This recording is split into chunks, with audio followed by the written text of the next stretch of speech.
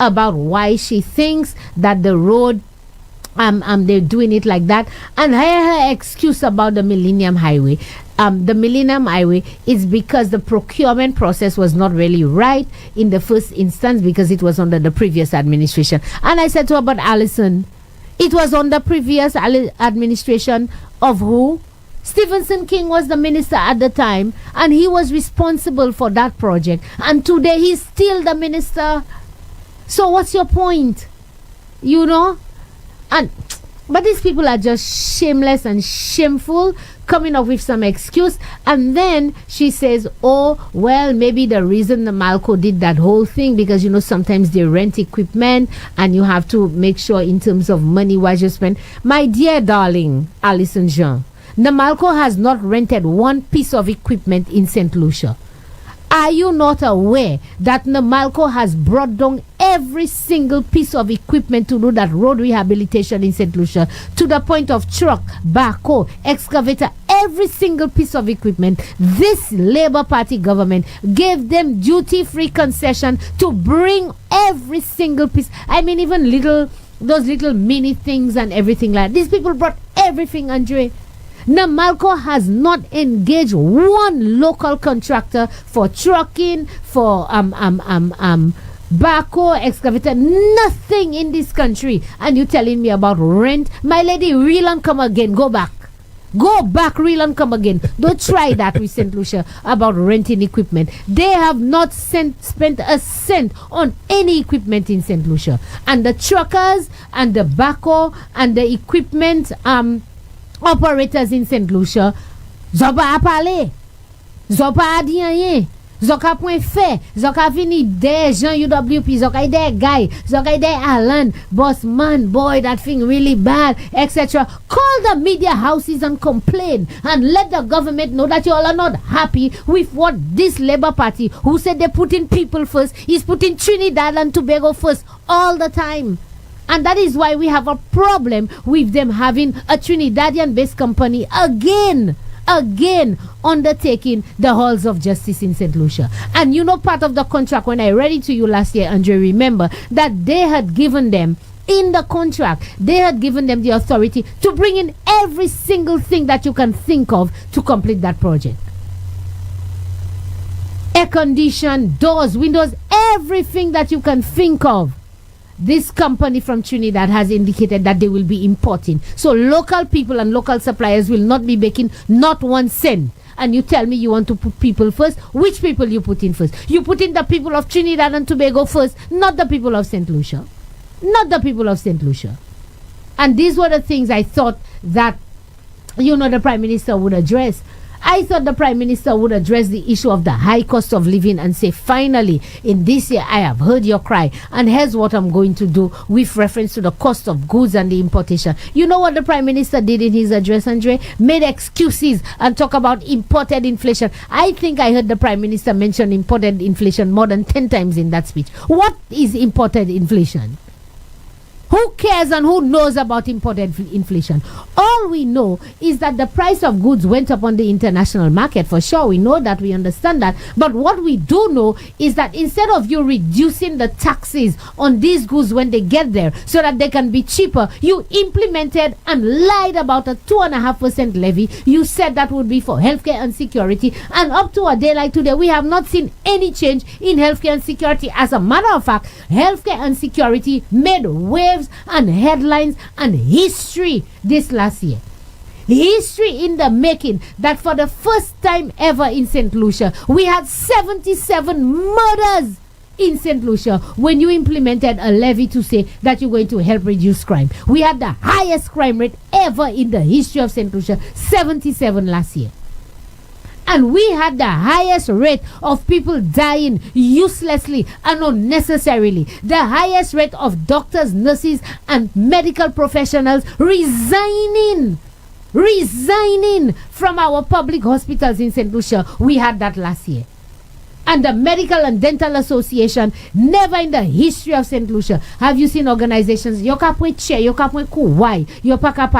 they couldn't take again, and they had to write a letter. And in their letter, they said, never in the history of St. Lucia has healthcare been so bad in this country and at OKEU. These are the facts and the statistics that is going down with you, Prime Minister. These are the things we wanted to hear how you would address in your New Year's address. Mais, all we can see and all we know is that you are using levy and using our money to hire your friends, your families, your comrades. Saint Lucia, look at who is getting the big jobs, who's getting the money, who's getting the contracts, who's getting the titles. You know what they give you? Step. 1 week's work. That's what they've given you. That's what they gave you last year. 1 week's work for $350 or $400 for 1 week in an entire year. Ekyodu yokaputu first. And then he speaks about St. Jude's, Andre. Let me tell you something, St. Lucia. The Labour Party thinks, and let me tell you, and I want you all to tell them that the Labour Party thinks that if they open this chicken coop that they've been working on and spend over $276 million, Andre, you found a modern structure that would have cost you less than $100 million to finish because it was cladded, it was done, it was completed, covered, etc. And as a matter of fact, 2 or 3 of the structures that they're planning to open partially is part of that building that the Alan Shastney administration built, just so you'll know. Okay, dialysis unit, physiotherapy, morgue, a whole bunch of buildings that they're talking about. Your parties or sir, but I am telling you, this is part of the structures that the last UWP administration built, and they're planning to open it. You understand? But the main structure that would have cost them less money for politics and political reason, you have left it there rotting. Storage zome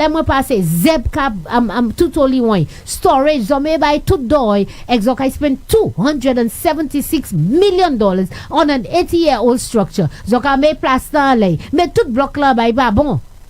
And that is where y'all want to bring us view fortunes. That's what we deserve.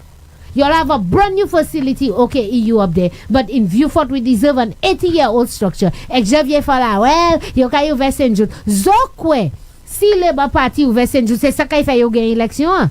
Labour Party thinks that if they open Saint Jude, that will make them win the election. But let me tell you something, Andre. I want to tell Philippe J. Pierre that whether or not he sends the doctors and nurses in that 80-year-old structure, he will still lose the election. Why? Because St. Jude's will not change the many, many St. Lucians who have died due to lack of proper management of healthcare in St. Lucia. Opening St. Jude will not change that. Opening St. Jude's will not change the fact that right now, Andre, as we speak, we have sick people sitting on chairs, makeshift chairs in the aisleways of OKEU because they cannot get a bed. And some of them have died on those chairs. Some of them are dying on those chairs. Opening St. Jude's will not change that fact. Opening St. Jude's will not change the fact that we have no medications at our hospitals and no Panadol, no ibuprofen. You cannot do a basic scan, a basic test to help save the lives of St. Lucians in St. Lucia. Opening St. Jude's will not change that fact. Opening St. Jude's will not change the fact that let me tell you something. I listened to Musa because they had their town hall meeting.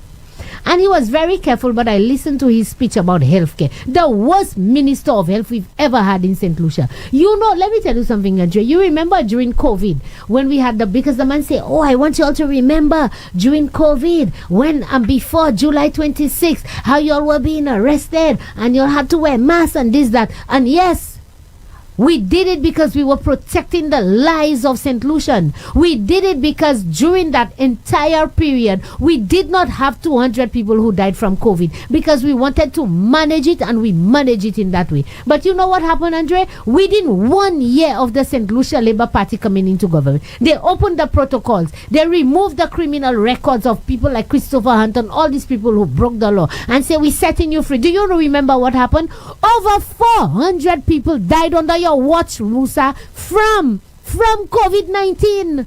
You think we have forgotten that? You think St. Lucians and the families who lost their loved ones unnecessarily due to your carelessness, you think people have forgotten that? And you think opening St. Jude's will change that? Are you vers St. Jude?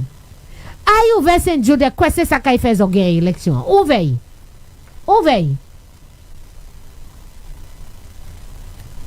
St. Jude's will not change the fact that OKEU has sent out statements twice under this Labour Party administration, twice under Moses Musa John Baptist, twice we have heard that they have sent out a notice to the general public to say that the hospital is filled, and if you are sick, go to a health center, go to a polyclinic, stay at your home and die, whatever, but don't come to OKEU. You never heard that underneath an Alan Chasney administration. Never, not once, not even during COVID, Andre. Not even during COVID did the Alan Chasney administration and Mary Isaac, who was the Minister of Health, and the people at the Ministry of Health, not once during COVID, at the height of COVID, did we say we don't have space, don't come to the hospital if you are sick. We don't have COVID, we don't have no crisis happening, but twice, okay? That's to show you the mismanagement of health in this country, that they have sent out notification to say, if you sick, don't come to OKEU. So, ça voulait me faire. West la kay mwek mo.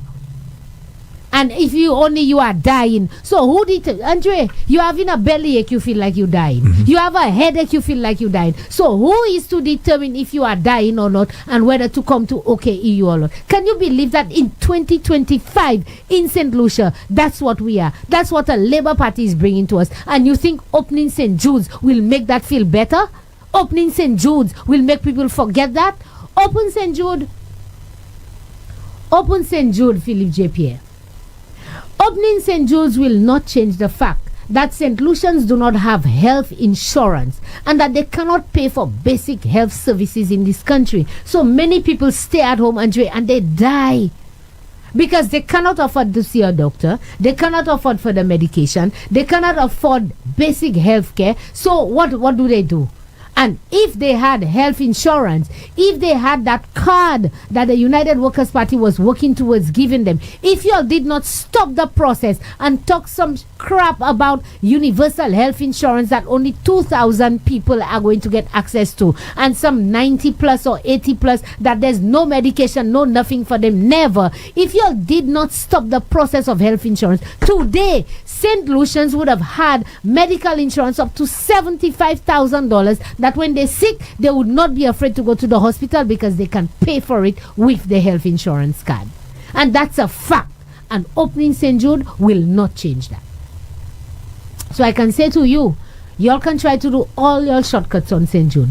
Reno can try to do it fast, fix it, whatever it is that he can do. Put plaster over thing and nicen it up. You know, they say, Andre, you can paint a pig, put lipstick on a pig. But you know what? At the end of the day, it is still a pig.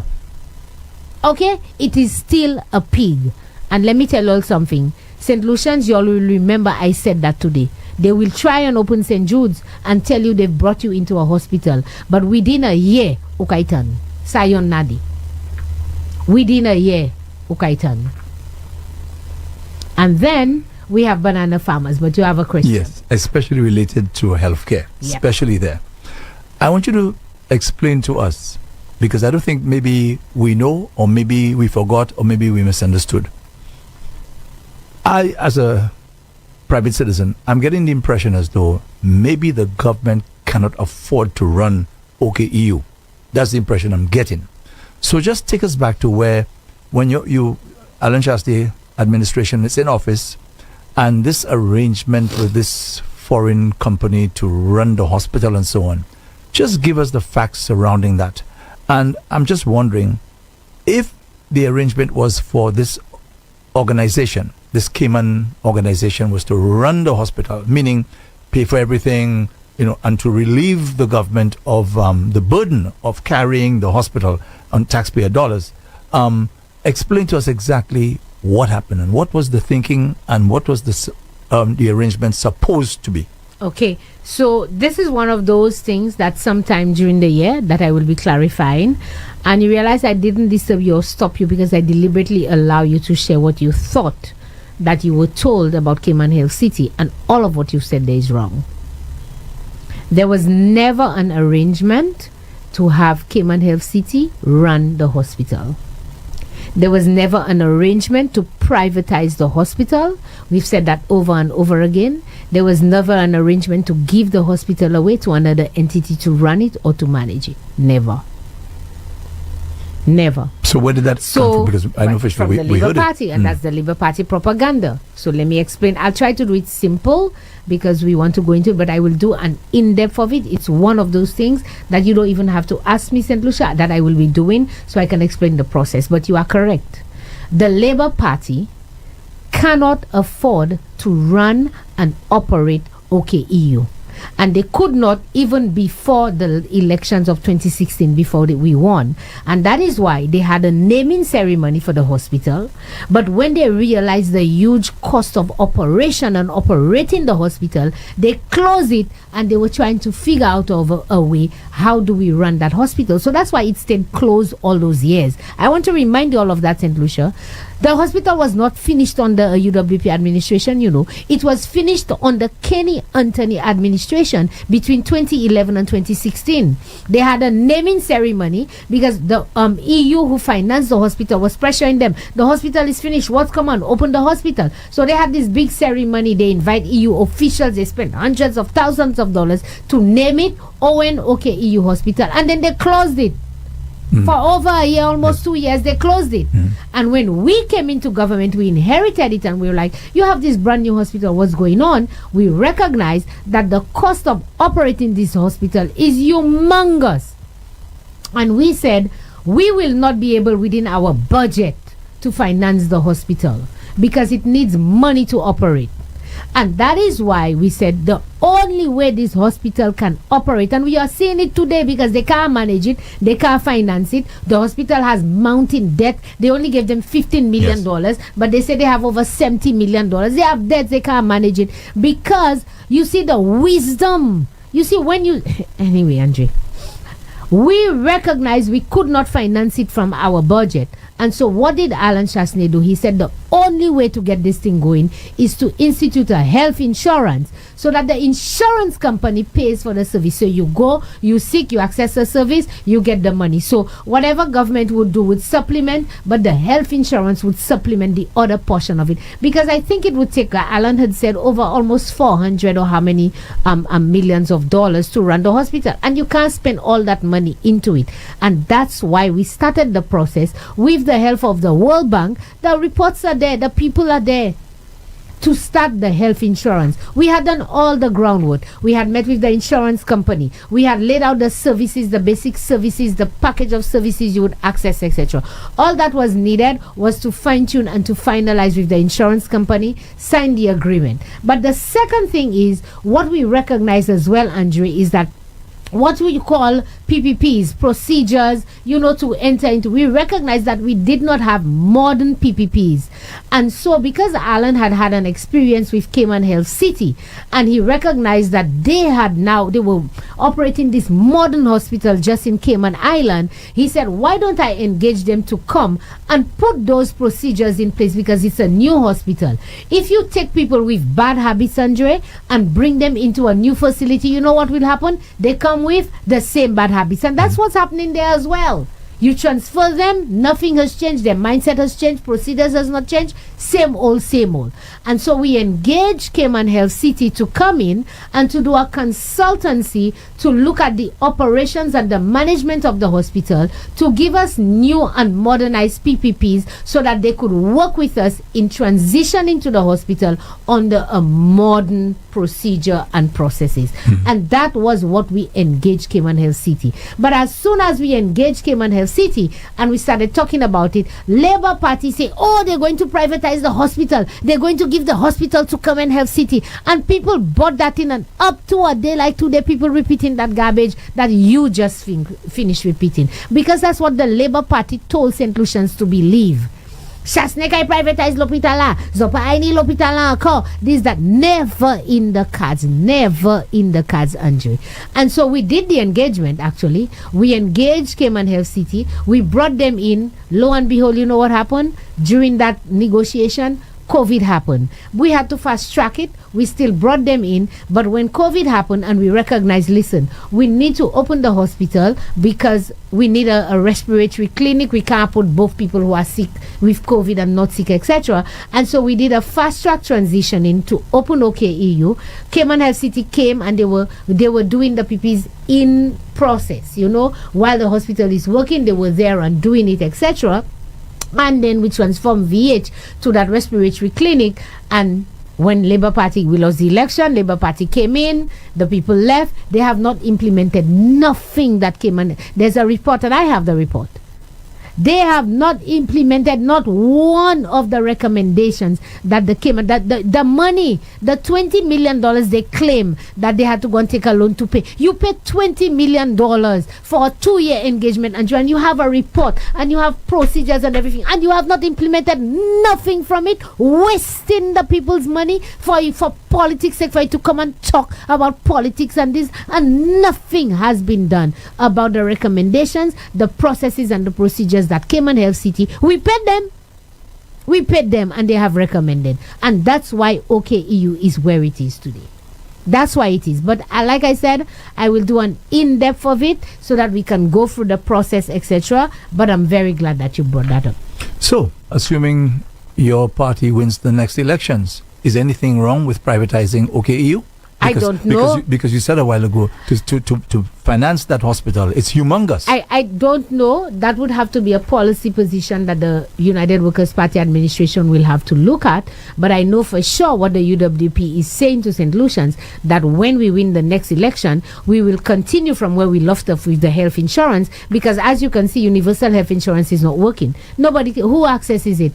2,000 pregnant mothers and 3,000 80-year. What happened to the balance of the 180,000 population of Saint Lucia? They need healthcare, and in order to access healthcare, they need money. They don't have the money in their pocket. We're going to do a health insurance. That for sure, I can guarantee you, is one of the policy positions of UWP. We will continue the process to eventually institute health insurance that people can access healthcare. As to privatization, they'll have to have a discussion, and that will come further down the line. But I don't know. Are you fearful that when St. Jude is open, we may have a repeat of what's happening at OKEU? Are you fearful of that? Yes. Oh, that's why I tell you just 1 year. Wait 1 year. I'm not fearful. I am very confident it will happen.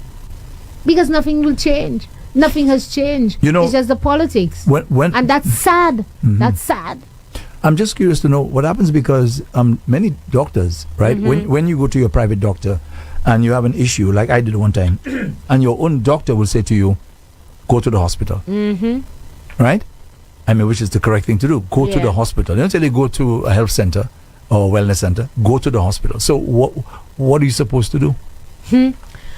Andre, you see the quagmire that we're in? Because if an announcement is made that if you are ill, only if you're in a situation or that you're dying. So what you supposed to do? And if your doctor says to you, go to the hospital. I don't know. And sometimes some symptoms may appear like not too serious. All right, but it is serious. Okay. Yeah. Mm-hmm. All right. That's where we're at. Okay. But anyway, I gave you a tip on the banana farmers. Yeah, but would you like to have my next question before we move on? Sure. Yes, I think so, because it was related to the Prime Minister's address. Yes, okay. Where he brought up the issue again about the demolition of custody suites. Mm-hmm. So, again, because I was having that discussion earlier this week on one of our shows, and people don't seem to know that exactly what had happened, right, as to why the administration, the Ellen Shasta administration, would have demolished custody suites, knowing that if you do that, there's no place to put detainees. I mean, that's not the case. What was the thinking at the time? That's not the case, and I think I answered that the last time. I know you did, but we the demolition of custody suites. No, so let me remind St. Lucians again, because you see, sometimes for political expediency, we forget certain things. Andre, you were a reporter. You remember when Ras Aipa was arrested and put in custody suite? Yes. You remember the stories he gave? Mm-hmm. Rats, yes. Cockroaches, there was no toilet, there was a bucket, etc. and so forth. You remember that? St. Lucia, you all remember the leaking roof and all.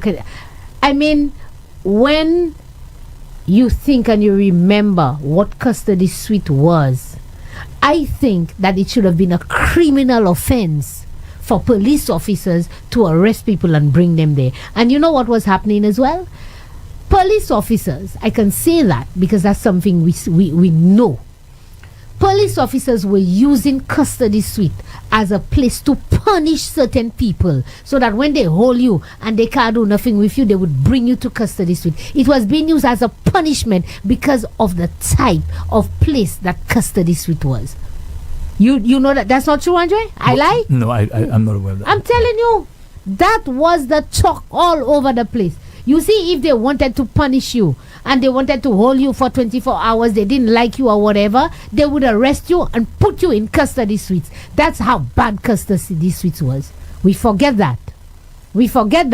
And you know what we remember? Because some people from National Trust come out and say, oh, custody suite is an infrastructure, we should not have demolished and everything, and everybody crying about custody suite. People should not have been going there anyway. But in any event, we did not demolish custody suite just for demolition's sake. We were looking for, remember, the halls of justice and courthouse. We have a problem, a chronic problem in this country because we did not have courthouse spaces. The old courthouse there on the square there can't be used, etc. And we were looking to outfit places all over the place, and we wanted a central location that would provide for courthouses and that would also provide the halls of justice, we call it, and provide a place that you could hold people for 24 hours as well. And so when we looked at the land, the space was large enough, because if you look at it, it was large enough to hold it. We had discussions with the police, and the police says, no, don't worry about that. We have sufficient place, because it's only custody suite is a holding cell. And there are sufficient places within the city and within the environs, you understand, to be able to hold persons for 24 hours. So we were given the go-ahead by the hierarchy of the police that if we demolish it so that we can put the halls of justice, they would be able to find sufficient location to do that. So that wasn't a decision Alan Chasney made. That's a decision that the police force made in collaboration with the government. I want you to get that clear. I remember that's exactly what you said. I remember that because I've asked you the question before. So the administration at that time just basically went on this recommendation from the police that we have sufficient places. Yeah, if the police says to you. Were questions asked as to where those places? Of course, they gave.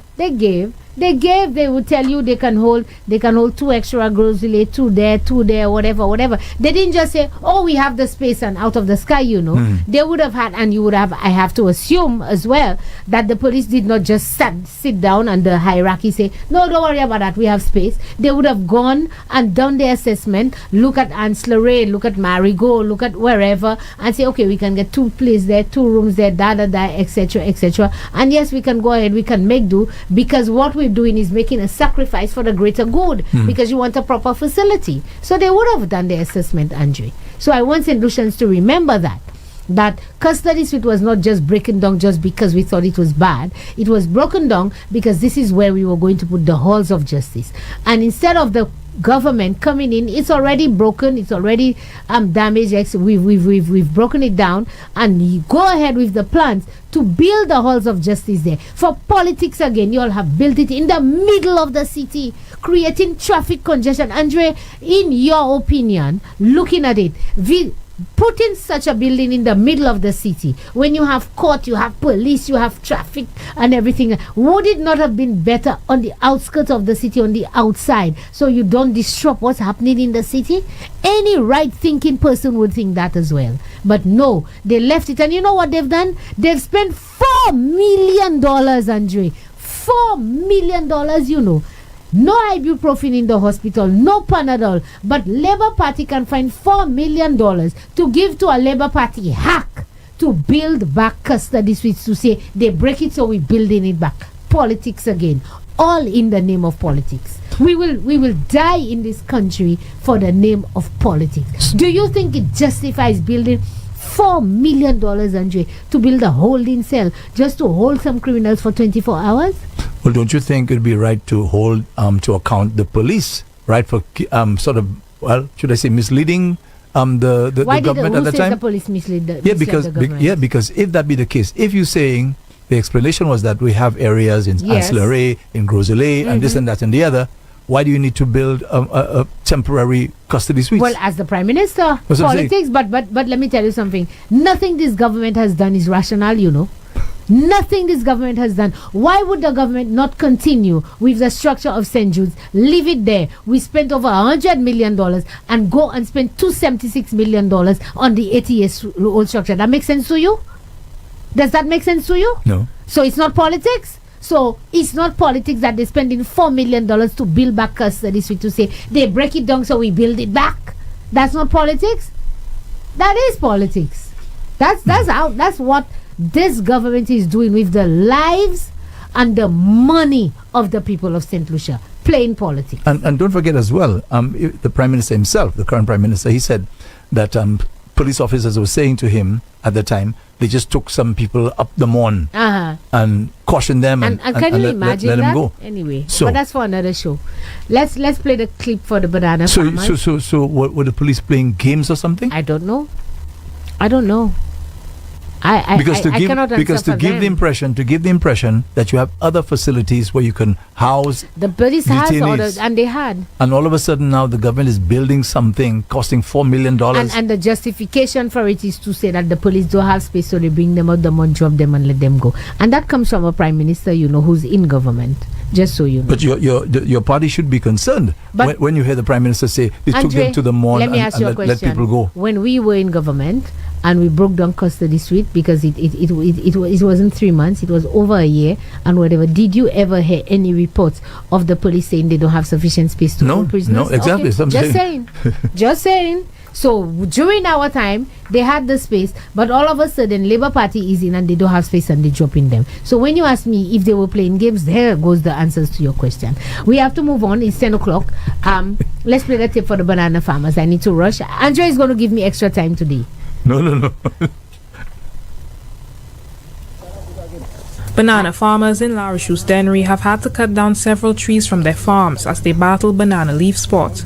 Leaf spot is a fungal disease that affects banana leaves, causing them to turn yellow or brown or develop dark streaks. It also reduces the number and size of bananas produced, whilst also causing them to ripen unevenly. According to the farmers, they have lost a good part of their investments as they are forced to cut down affected trees. The farmers say that the fruit from the bad trees, which are not good for consumption, are given to pigs. From February, Lakai has no oil. We were getting some from Odson, which finished a long time. And right now, we have a serious issue. Our bananas are getting ripe on the tree.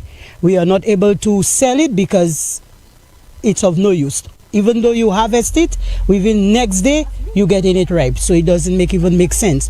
Now they are querying as though they gave farmers support. Yes, you gave diaphin. It don't make no sense. Because you'll put the diaphin on the banana. Within 2-3 weeks, you have to cut that very same banana and put it down. You still cannot sell it. So it makes no sense of you giving me the diaphin. She says this is affecting their livelihoods as they have to care for their families and pay their workers. The farmer is calling upon the relevant authorities to assist them. Because at this moment, all they have to do, cut the banana, throw it to the pigs, or let it just get rotten on the ground. It don't make sense. So why you want to run a country that way? So I'm not going to play the full interview because I'm pretty sure you all saw it on the news. But again, I didn't hear the Prime Minister make any statement with reference to what farmers, and not only banana farmers, but farmers are going through in this country. Okay? And so, St. Lucia, we continue to pay for the incompetence of Starbatch or Mr. Prosper. Because you remember what happened last year? You remember what happened last year with the banana boxes? No boxes for how long? We never close. They can't get box there. And the same story. Farmers had to be cutting down bananas and putting it in piles by the side of the road, giving it to pig farmers and these farmers, etc. and so forth. Every single time you have somebody as Prosper who's in charge of agriculture, every single time farmers had to throw their bananas. And so now they had to pay the farmers to appease them. Our money again. All right, these are monies that could have gone to so many other things if they were not so incompetent. They had to pay the farmers, and now they say, oh well, they think they want to. They're asking to pay the farmers for the lack of oil.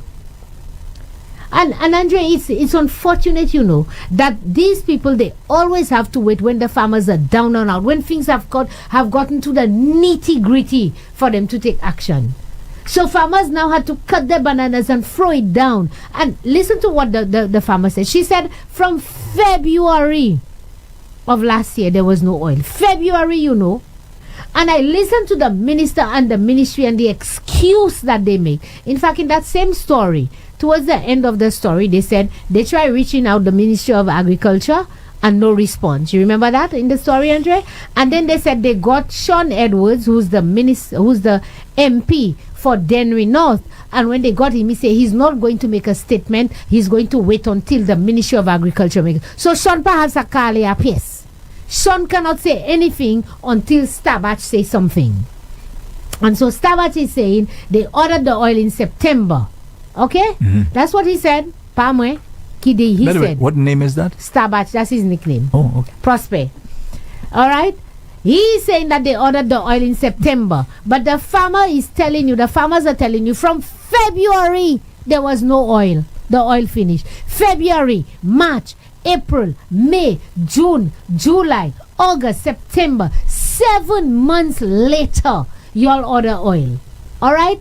And after the farmers had been out of oil for so long, you ordered the oil in September, Andre. You now saying that you see where there was a delay for shipping and this. You see there's a delay and stuff like that. You're not making any other arrangement. When January this year reached, is then you calling Ralph Gonzalez in St. Vincent to try and get some oil from him to bring. Why didn't you do that from September?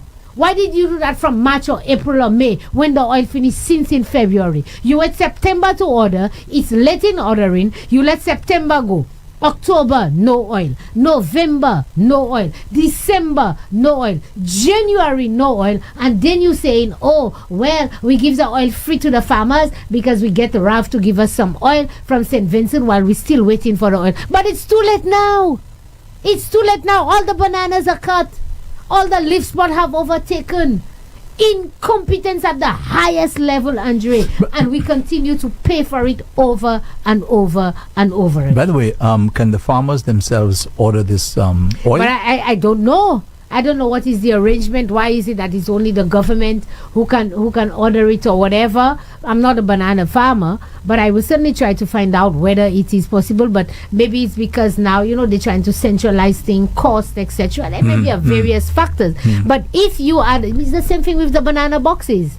You are the ones responsible because the farmers can't order their own boxes. You have this arrangement with Winera that they can only get boxes there. Make sure that you put proper plans in place to protect them. Incompetence at the highest level of this government. Every area. Banana died already. We know Musa killed banana. You bring Stabach to bury it 6 feet under now? Because after something is dead, the next step is to bury it. So right now, banana is just buried now. It's boxes, it's oil, it's this, it's that, and whatever. And I listened to him on the town hall Tuesday, Andrew, and he was like, when the Prime Minister tell me that he would give me that ministry, I said, why me? Why me? I said, why me? Why me? Utevle mili. Why me? Why me? Look it. And then we have the final tape. I want you to play the tape, the DBS, because Saint Lucia something while Andre is getting it. I mean, I saw this thing, and I'm not going into any in-depth with it, but my good friend Richard and the Ministry of Housing is in the news again. And somebody sent me this thing, and I was like, I can't believe this. So play this for me very quickly. 2 ministers and the Prime Minister.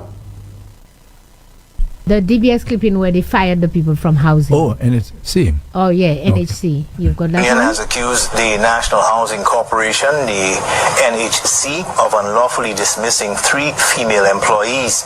On Monday, the NWU wrote to the Labour Commissioner, Joseph, requesting his intervention in the matter. In the letter, the NWU stated that on Friday, January 10th, 2025, 3 employees, Ramina C. Marie, Marcia Nelson Joseph and Juanita Bino were handed termination letters indicating that their positions were being made redundant effective immediately. The NWU argues that these dismissals are unlawful and violate both the Labor Act and the collective agreement between the NWU and the NHC. So, Saint Lucia, again, NHC. I mean, I listened to the story and I'm thinking, I don't know who these people are or whatever, but that you understand why that at the beginning of the show every day I play this clip from Mia that speaks to creating a culture of silence in St. Lucia so that people are afraid to talk and afraid to air their grievance. You understand why I want to remind you over and over and over again? So these people are unionized. You understand? They are unionized. But you don't care. You are going to make the positions redundant effective immediately. This is a government that puts people first, Andre. All right? You don't give them no time. You don't give them no 30-day notice, no nothing, etc., etc. And I'm very happy, that they have union to represent them and to take the matter on. You understand? But I'm just saying to you, St. Lucia, this is the government that put people first. And you know what they're saying? They're saying to you that if you dare, you think your job is safe? That's what they're saying to you. You think your job is safe? Speak against this government and you'll see what happens. We're making you redundant, or we're firing you, or whatever. These people will go after any and everybody to create a culture of silence in this country, that you cannot speak out and you should not speak out, because we will get you, we will target you, no matter where, no matter how. You understand that you're going to make positions redundant. And let me tell you, Andre, I laugh so much when I did a little fact finding on whatever. You know what some Labour Party people are saying? You know what's the excuse? Oh, well, Guy Joseph was going to fire some of these people. Guy Joseph had planned to fire some of these people. So what you're talking about and whatever, that's the story and the excuse they are already making up, so that if anybody says anything about that, they're going to jump back on Guy Joseph. Guy Joseph had intention to fire them. Did he fire them? Guy Joseph has not been in office for 4 years now. You're in your 4th term. 4 years now. Why now you only firing them now? And you want to use, or you're going to try and use Guy Joseph as an excuse that he was, that's the operative word. Never did. That is the wickedness of this government, Andre. That is the wickedness. And not only this government, Cordelia Ambrose, Richard Frederick. Let me tell you all something. Wickedness does not pay forever. It can never go on forever. And I've always said it can't keep raining forever. The sun must come out. Your day must come. You're wicked and evil people. In this day and age, Andre, when things are so hard and things are so difficult, you say you're going to put people first. In this day and age, for you to try and ensure people can work and earn a living, this day and age, you are making people's position redundant, effective immediately. So what's going on at the NHC? Overstaffed or something? I don't know. I don't work at the NHC. And 3 females? Especially in this day and age. These people might be single mothers. Exactly. They have their children. You know how y'all men are. No, she don't care about that, because it's the permanent secretary I'll hold responsible. She's acting on the instructions most of the time. The policy position is the politician. The person who implements it is the technical person. So the policy position comes from the minister and the technical person implement it. Wicked people. So, Cordelia Ambrose, you're a woman. You have no heart, no soul. So pending the bargaining agent, I suppose it will have to be resolved. Right. Are the workers still? I don't know. Fired? Well, they said effective immediately, but the union called a meeting immediately, and then the Labour Commissioner involved himself, and they're awaiting the report on what to say, etc. But when these things are being done, especially if you have a bargaining agent, I know you have to call the union. You have to call the union. Must. Let them know what's going on. You must. So they did that without the union. Without the union, you puede say, But God not sleeping, you know, Andre. God not sleeping. You're going to blame Guy Joseph for that one when Guy Joseph is not in government? Bring it. Guy's back is large and bold enough. Bring it. Bring it. You know? And that brings me to something that is also happening within the police force. You understand? I was very surprised, Andre. You know, last week I saw some sort of a drama unfolding on Facebook, you know, and it was a police officer, and he was involved in some sort of there's a convicted thief. You all know who he is, Saint Lucia. He's a convicted thief. I can say that without any fear because the records are there. He was working at a bank. He stole money. He went to court. He was convicted. And as a matter of fact, he was supposed to pay back the money. That's why he's defending Richard like that. He was supposed to pay back the money. He never did. And some time ago, a few years ago, he was arrested because he didn't pay back the money. He spent a few days bodily. And my information that is his best friend Richard that came and bailed him out and pay for him. So that's why he's so thing to the Saint Lucia, a convicted thief, a vole. Limwe sakuye vole because na vole ye. That's what the records show, the court show. So he was in a back and forth. You know, with this police officer, he told the man, nasty words were being shared by both of them. And I don't justify any of it. Like I say, I exercise a measure of self-control.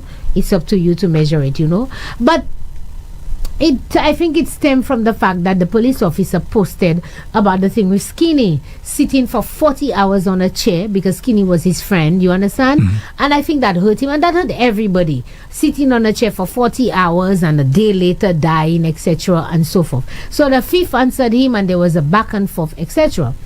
And then I didn't even know about this thing until I saw a post by Zachary Hippolyte, who's another police officer, and he was sharing his disgust that he see now police officer. He didn't mention names, to be fair, but said that now police officers are on Facebook and this, that, and the other, and he's so disgusted, blah, blah, blah, etc. and so forth, you know. And the drama unfolded, and there was back and forth with Zachary and the officer, all kind of things on Facebook. Anytime you want to laugh, and you just go on Facebook. But anyway, Minister Tutbagay, mouthpiece of the Labour Party, will now take on the issue. So somebody called me and said to me, oh, we need to listen to this, etc. And I'm listening to this and I'm hearing Richard Frederick is looking at people in the eye and saying that some police officers are encouraging and operating on lawlessness. I said, what? Richard Frederick said that? Andre, that's not the same Richard Frederick that said that he has files on Citizen that the police has given. He said that the police has given him files. I have files upon files like this stick. That's what he said. Now, not Andre, not the same Richard who said that police officers. So that's not lawlessness? That's not illegality? No? That same Richard Frederick, today you want to go and talk about police officers operating lawlessness, and you are the one encouraging it and getting them to give you private personal information on citizens of this country. And you want a talk show today talking about police officers encouraging? So here's what Richard said. Andre will play the tape, and then I will tell you all what my issue is with this, and then we'll open the lines. 2 meters and the Prime Minister. You know, folks, this is serious. And this man you see there, he is Shastner's bodyguard. He is attached to special branch. He has access to extremely sensitive information. And he's always armed. He always has a firearm. Worse yet, he's always in close proximity with or to the Prime Minister. He's always either in the chamber, in Parliament, with Chastity, or he's in the members' lounge. He's always in very close proximity to the Prime Minister. You know, if a police officer could have shot a man who was just in a quarrel with his relatives, who is to say that this man cannot open fire on the Prime Minister or do something to the Prime Minister because he considers the Prime Minister a waste of space. Really? Really? No. You can put it down. You can put it down. Mr. Commissioner, Mr. Vungard. No, play it. I am publicly asking you to intervene. You cannot have a police officer attached to special branch, access to sensitive information, always around the Prime Minister, always armed, and referring to the Prime Minister. Y'all heard that, Saint Lucia? And Andre, let me tell y'all don't want to see the expression on Andre's face. I mean, are we for real in this country, Andre? By the way, is that a recent clip? Or because he keeps referring to the Prime Minister. That's on Thursday. So I was a little confused. So this Richard has taken the picture of the police officer in question, posted it on his show, posted, the man wrote some sort of a poem or whatever and stuff like that. And he is now calling and making public who this person is, this police officer is, showing his picture, the police officer's picture on his show. All right? And saying that this person is a security officer attached to Alan Chasney. So he is insinuating that this police officer doesn't like Philip J. Pierre, and he is Chasney's bodyguard, and he is armed. So what is preventing him from being in the presence of Philip J. Pierre and shooting Philip J. Pierre? Can you imagine Richard Frederick, a government minister on national public television, making those type of insinuations? Cameron Law, where are you?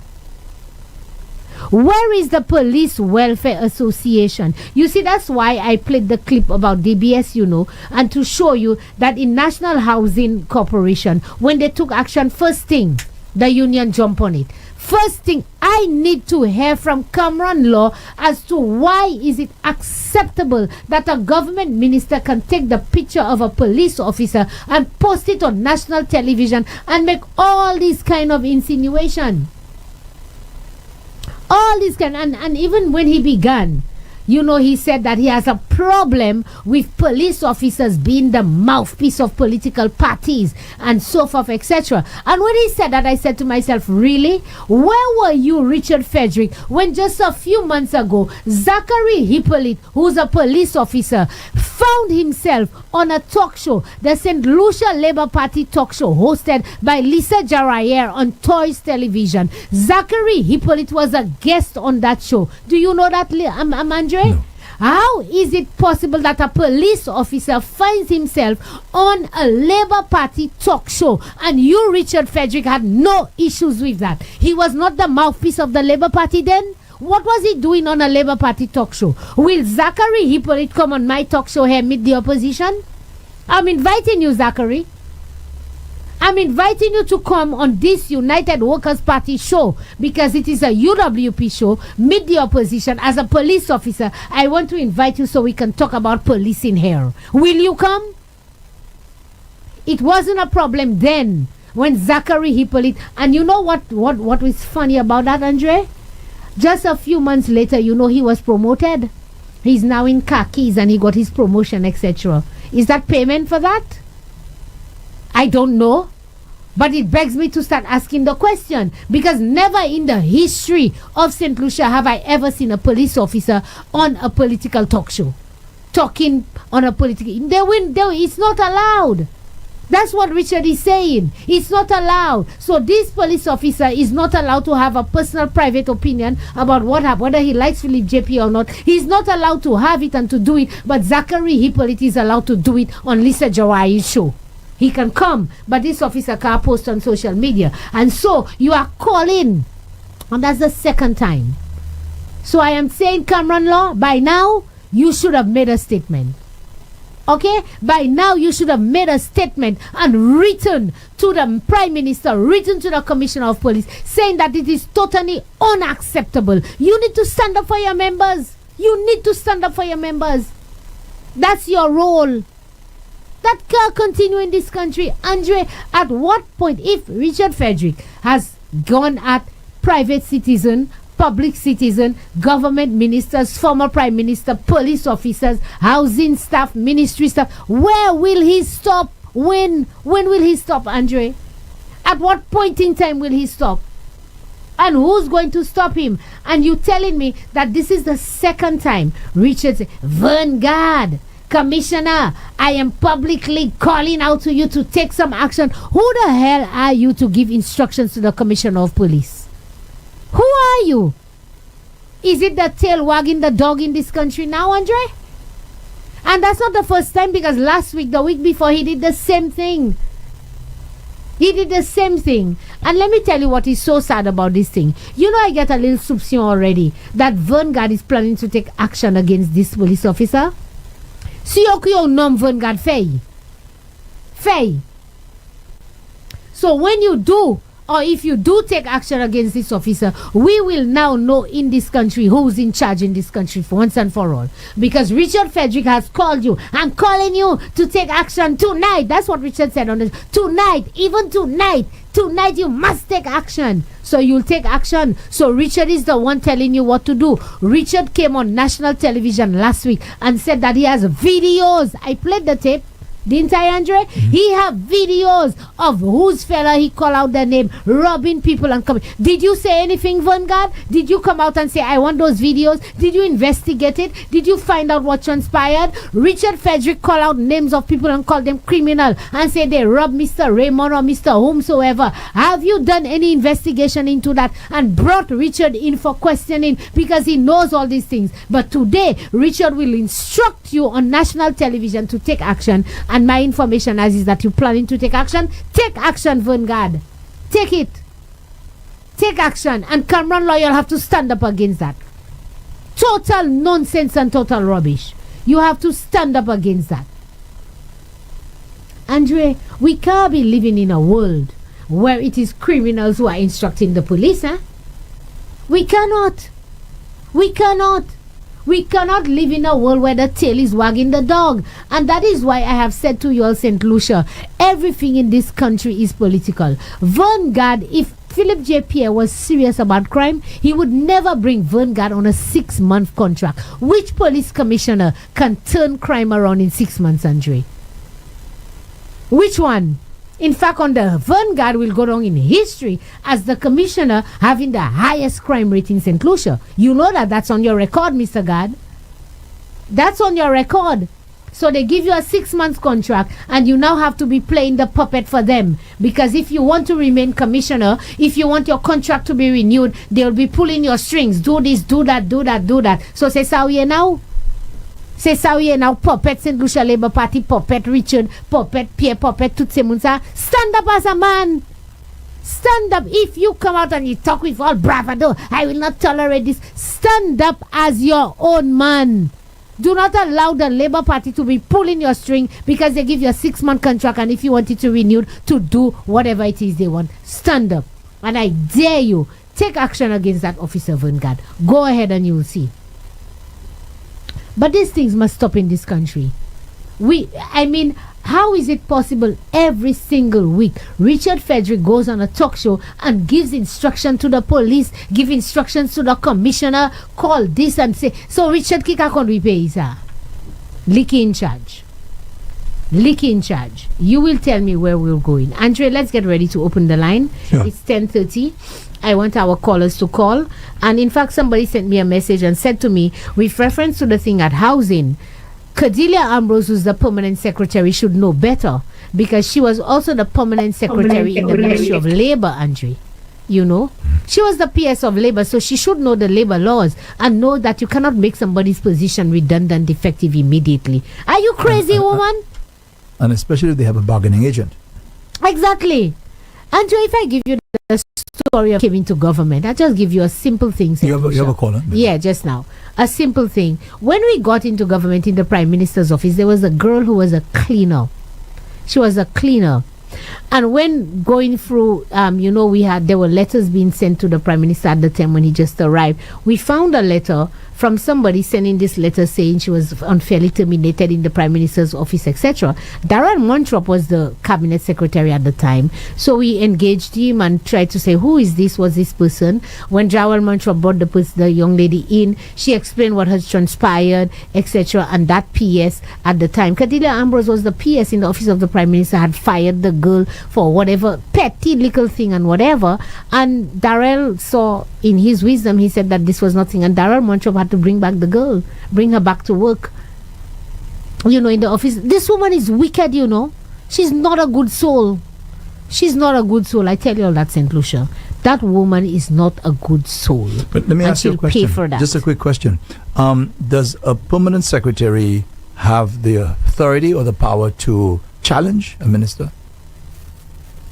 I don't know. I'm not sure.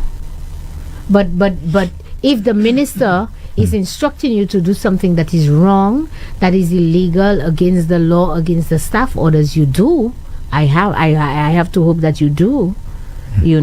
Okay. Okay. And somebody says to me that Richard hates Alan, and Richard is a licensed firearm holder. So the same allegation he's making against this police officer.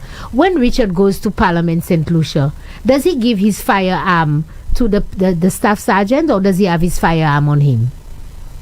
So if you're making an allegation that this police officer is always in the company of the Prime Minister and he's armed, but you're always in the company of Alan Chasney and you are armed, does it mean that you'll take your firearm and shoot Alan Chasney?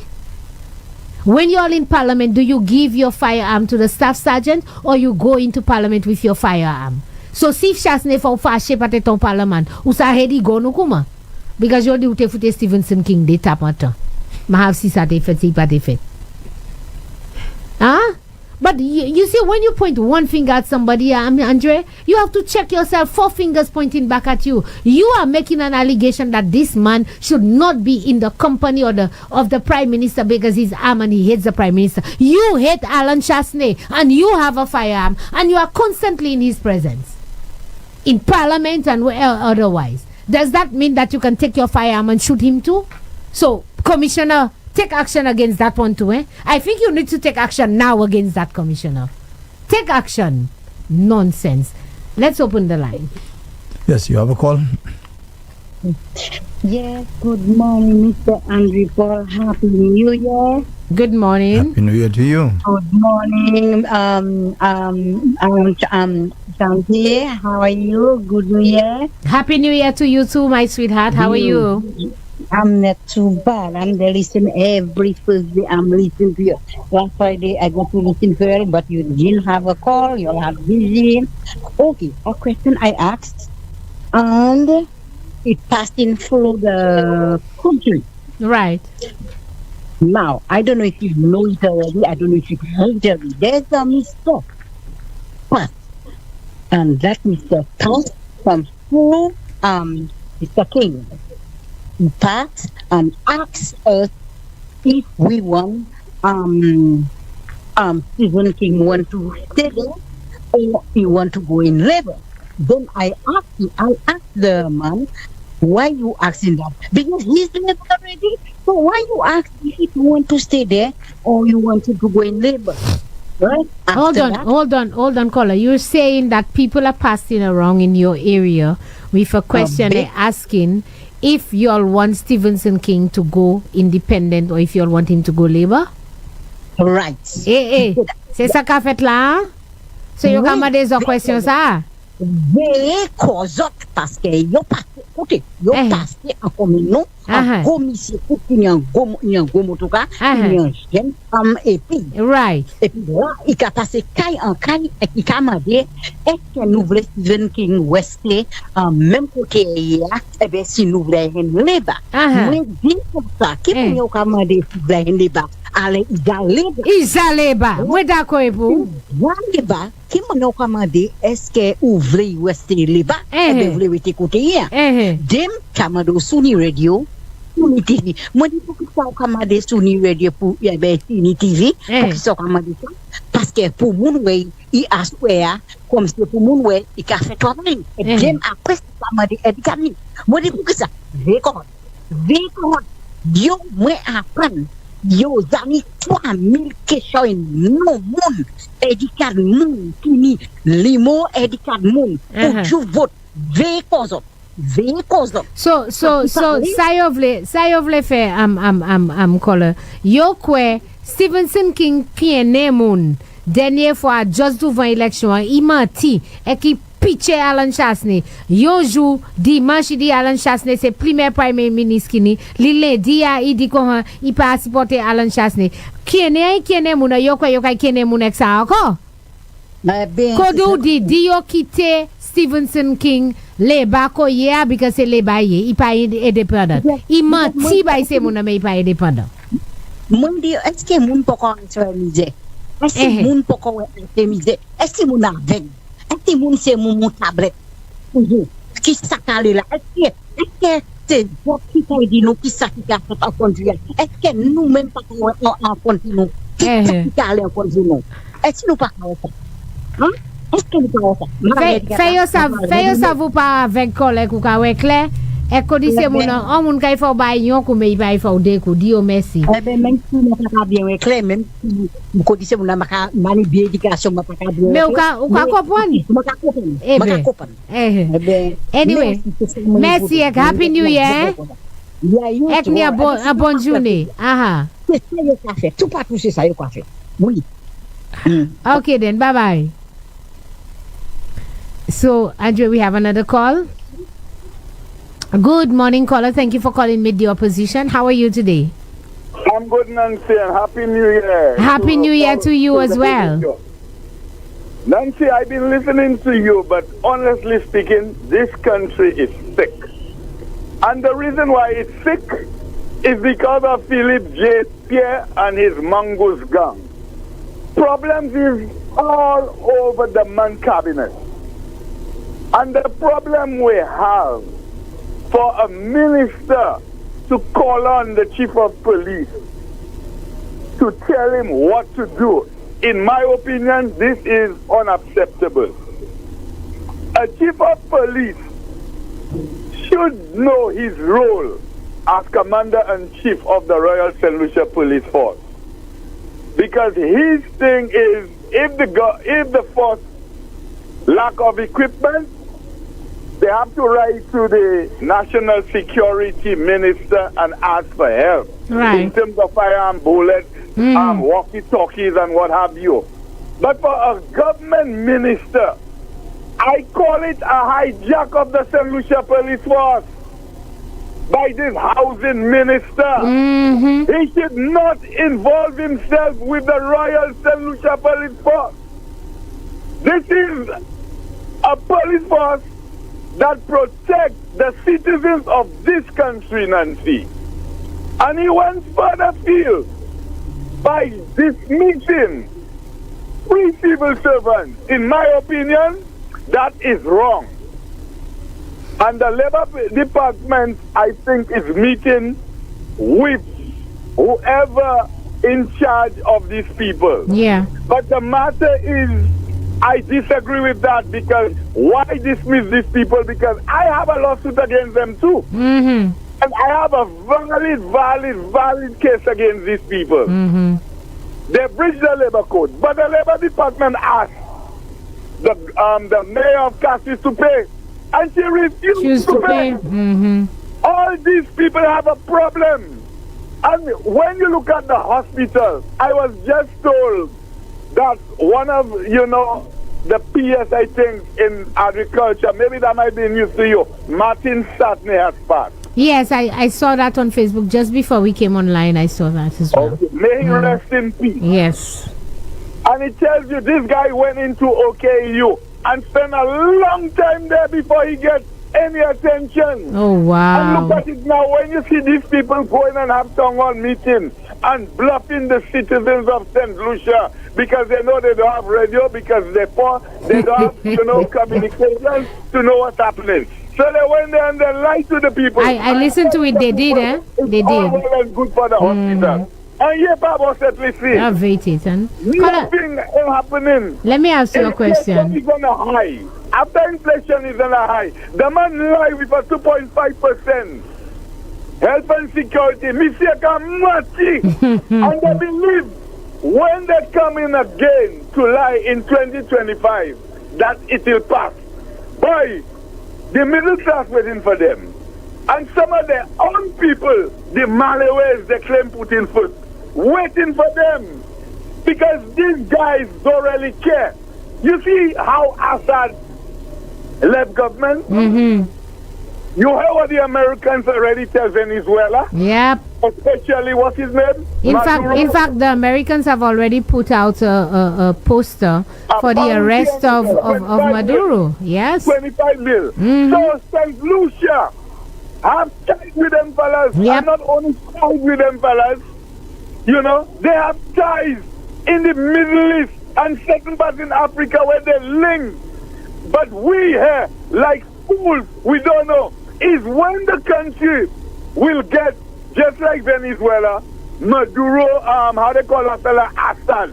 Saint Lucia will feel, we're not going that way. We need to vote the Saint Lucia Labour Party out. I know there is callers and there's a number of things I want to say, but I need that for next week. No problem, caller.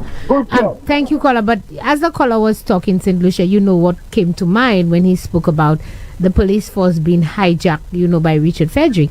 It's amazing that every time Richard Frederick is in office, that you get this sense that Richard Frederick is the de facto Minister of National Security.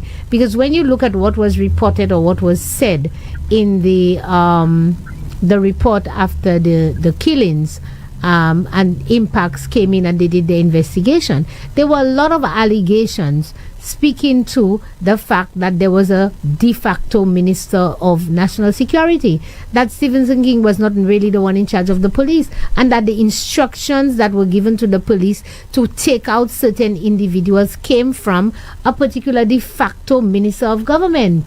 You understand? So somebody is always pulling the strings, and every time Richard Frederick is in office or in government, that these things happen. And that's why he hates Chasney, because he know that if he was in a Chasney administration, under a Chasney cabinet, he would never be able to have that type of power and authority. Never. And that's why he hates Alan Chasney. We have another call.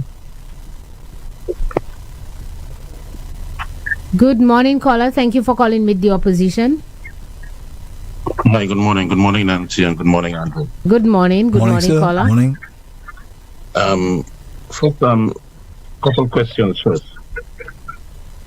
Nancy, do you know whether the Saint Lucia Labour Party has accepted or approved Richard Frederick's application to become a member of the party? Never, caller. Shame. Partner, they're licking everybody's toes and everything else because he wants to be a member of the Labour Party. He has applied. He's begged them on national television. Philip J. Pierre, I've sent my applications. 3 years, 4 years, as a matter of fact. This is their 4th year in government, and they still have not accepted you into the Saint Lucia Labour Party. That says a lot, caller. So that explains part of the reason why he is being the attack dog. Yeah. So that maybe he will find favor with to get it. But let's move on. I listened in part to the town hall on Tuesday that the Labour Party had in Nikko, in Denver. And there we learned from the Prime Minister that it is costing the government at least $100 million to run OKEU alone. And that they are having problems meeting that expenditure. So if they were to finish St. Jude, how are they going to finance the operations of St. Jude if you cannot operate OKEU?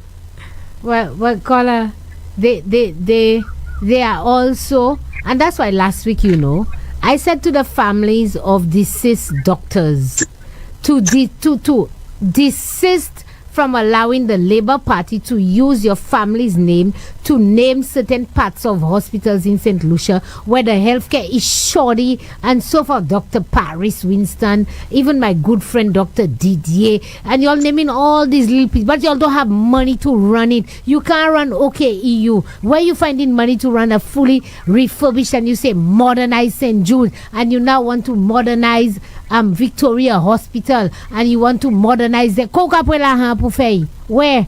It's a sham, caller. It's a sham. Exactly. These are the things that we need to highlight and make the people understand. Because the hospital is not simply a shell, the building. It's the equipment, the personnel, and everything that goes on in the hospital. And probably that explains why they are not going to reopen the what they call the box or the proper St. Jude Hospital. If they open just a couple little sheds of chicken coops in the yard, we will not take much for them to finance and to run. And Andre, I heard you say that whether the police should not have an issue with the Prime Minister, because you remember he said that the police told him that sometimes on certain occasions when they arrest people, that they would take them for a ride up the Mon and then release them. But you're assuming that the Prime Minister was being truthful. I would bet my bottom dollar that no police officer ever said that to Philip JP. All right. Anyway, you think in a serious report, caller, just before you go, in a serious report, that the police would dare seriously in a report say to the Prime Minister, we don't have space when we hold the criminals, we take them off the Mon, we shake them up, talk to them, and we drop them so they can walk back in. You think any police officer told Prime Minister that? Hell no. Anyway, thank you so much, caller, and Happy New Year. But don't you think we should expect our Prime Minister to always be truthful?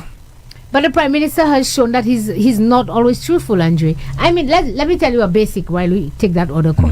A basic thing, as the Prime Minister went to court with Ernest Hiller, there was Claudius Francis, Prime Minister, all of them. They went to the courthouse the day that the controller decided that he was going to drop the case so that they can say they were there to show. He said he gave an interview, to say that he was there to ensure justice was served. He gave an interview that day, and then a year later or 2 years later, at the press briefing where he's speaking to the media, he said that never happened. Never happened.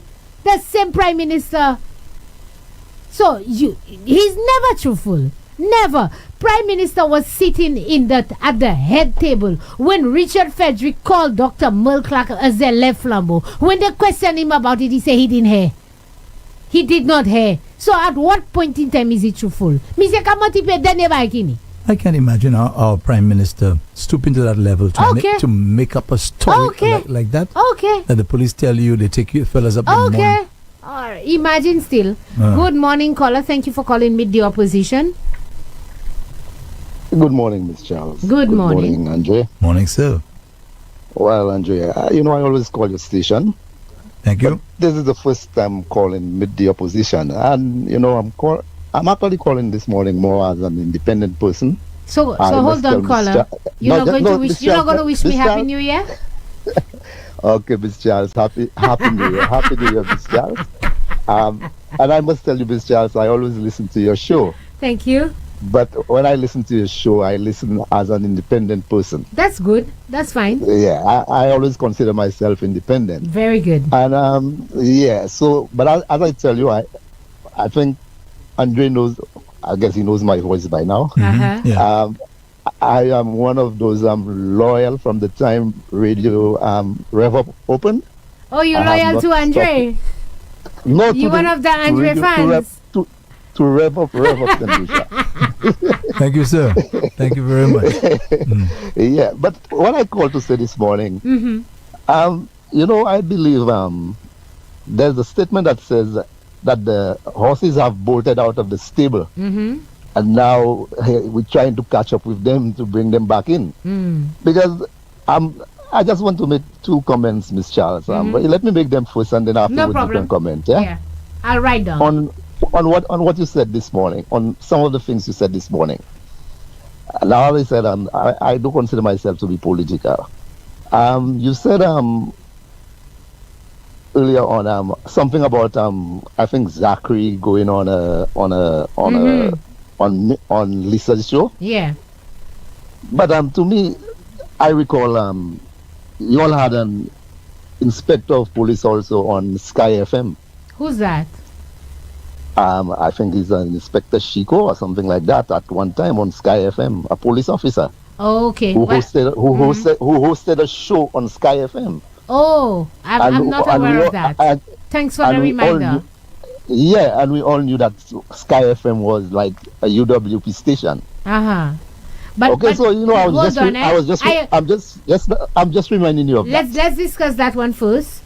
Now there is a slight difference, and I'm not going to justify it, but there may be a slight difference because it's a radio station, and while you may be seeing Sky FM, the radio station does not say it's UWP radio station. It says Sky FM, and while it is seen as a UWP radio station, he did not come there on a UWP talk show and talking UWP. He had a show talking about police and policing business, etc. Now, is it contradictory? It may be, yes, and so you may have a point there, but that is totally different to a police officer sitting down to an interview on a Labour Party talk show, answering questions from the communications office of the Saint Lucia Labour Party, and the name of the talk show is Labour Forward or something like that. So it's slightly different, but if you make the comparison, I'll take it, but it's slightly different. Okay, but go ahead. Do you take that one? Well, maybe. Maybe, but no. But what I'm saying to the police officers also have their own talk show. Police Inside. Yes. Remember they had their police. So I'm saying. Yes, Zachary was hosting that. He was hosting it, and I guess if the inspector wanted, he could have gone on that show too. Yep, agreed. You understand? Well, I have invited Zachary on my show. I hope he comes. Okay, no problem. And the second one, I think you made something this morning. You mentioned concerning Richard Frederick, the minister, where I think you were saying about the statements he made, and then you called for the commissioner to take him into questioning. You made that statement this morning, right? I said that last week as well. Okay, but what I'm saying, I just wanted to go back and, but to me, we didn't hear anything when former Health Minister Mary Isaac, after the shooting of the councillor, the Castro City councillor, when she came out and she made her statements that there's some higher persons involved in the killing, and we heard nobody call for her to be taken in for questioning. Well, I did say that before, caller. Maybe you didn't hear. And Andre can remind you, I did say that before. She did go in for questioning, actually. After she made the statement, the police did bring her in and call her in, and she did give the police whatever information she thought she had, she knew or assumed or whatever, but she did go in for questioning. So just to correct you, she did. Oh, well, maybe I missed that part of your show. Yes. but at least you know now. I listened to most of it. In fact, I've listened to nearly all your shows, you know, so yeah. But these were the 2 main points. But anyway, also on another point, we have to take another call. Sorry, caller. We have to take another call. No problem, Mr. Paul. So make sure you call next week, caller. Well, I'll call next week because I want you to get something for me, please. Okay, no problem. Good morning. Thank you, caller. Good morning. Thank you for calling me to your position. We lost the other call. Oh, we lost the other call. Yeah, but I do like when we have independent persons like that, Andre, who would call in and share their independent opinion. And like I said to the caller, yes, Mr. Chico, I think, had a show on law and talking about the law. I may have listened to it once or twice. It wasn't something I was listening, so that one would have slipped me. But he was not. There was no UWP background, no UWP logo, anything. It's a radio station, and he was hosting a show talking about law. Contrary to Zachary going on a show with Lisa, the Labour Party logo is there, the colors, etc. So we know it is a political show, and Richard had no issues with that. Now I don't know if I have an issue or not. But if you're not going to have an issue with that, why would you have an issue with a police officer sharing his personal opinion on Facebook? Is the double standard for me, you know. This may be our final call. Yeah. Good morning, caller. Thank you for calling Meet the Opposition. Good morning, Andre. Good morning, Mrs. Nancy Charles. Morning. Good morning, caller. Happy New Year to you. Happy New Year to you also. This is former Inspector of Police, Foster Chico. Oh, Mr. I Chico. didn't call and mention my name. Yeah, you were the one hosting a show on a UWP radio station. Oh, that was being said at the time, but let me inform that caller, and I believe they do very well. Yes. They're just being malicious. That show, talking police, traffic in the police, started way before Police Insight with Zachary. Okay. Actually, we started that show at Mondido when Harmony Radio with Mr. Ellis. Oh. Way that time. And the station was sold and so on, and then it became Sky FM. Okay, yes, because that same Sky FM is the same station. Yes, Mr. Ellis sold the station to Sky FM. Okay. Right. Okay. And it was a show sanctioned by the Commissioner Daisy. But Mr. Daisy almost forgot. And when it was reported, that same allegation was made by members of the Choice on the radio station to the Commissioner, Mr. Daisy. He called us in, and from that day, it was, I believe, May of 2020. We have never gone back on that show, although he approved it, he further approved it, but when we realized the direction, the political direction this was taken, we decided not to continue the show. Okay, so the show was discontinued?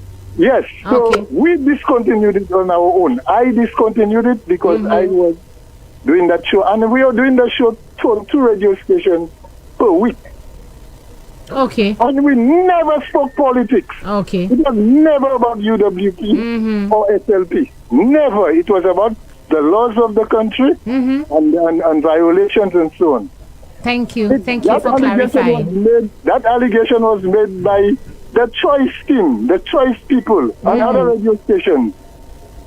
So that caller knows very well what he's saying. I know the person who called it. No problem, caller. Political. Thank you. And they just call in to try to make a point when they are caught in a trap. No problem, caller. Thanks. We'll take another call. One final call. No, we have 5 minutes, Andrew. Let's take one more call because I don't have too much of a long wrap up. We'll take one more call. Our final caller. Good morning, caller. Thank you for calling Meet the Opposition. Okay, here we go. All right. Good morning, caller. You're our final caller. Good morning, and good morning, Nancy. Good morning. Morning. Good morning, Andre. Good morning. Hi. Yes, I've been listening to the meeting the opposition. And well, again, as a good friend of Andre, regular listener of Andre, I followed Andre. Thank you. And so I am listening to you. And the last time I called, I remember speaking, and I don't know if that program is only for the opposition, because I spoke and somebody answered me and even gave my name on the radio station. You answered the person when the person gave and said, "I know who," and give my name, and you said that does not matter.